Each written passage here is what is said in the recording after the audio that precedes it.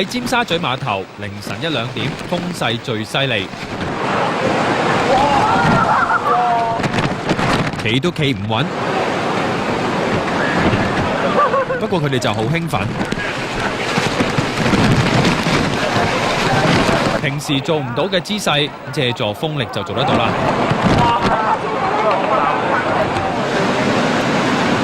吹到披頭散髮，影張相做見證先。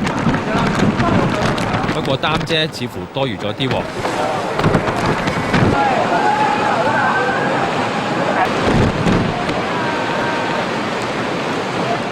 到底啲風有幾勁呢？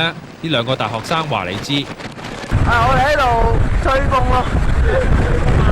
因為我哋係嗰啲颱風嗰啲發燒友嚟啊。65.7，我哋啱啱錄到烈風程度啱啱。有送貨工人要通宵送貨，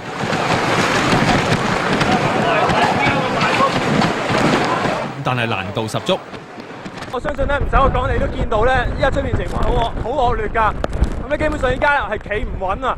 咁啊，啲雨打喺塊面度咧，好似針咁痛㗎。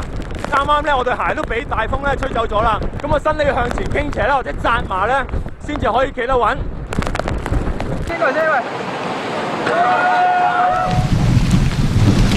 而喺西環水位急漲，亦都有市民嚟記錄風向同風速。無線電視記者潘慧良報道。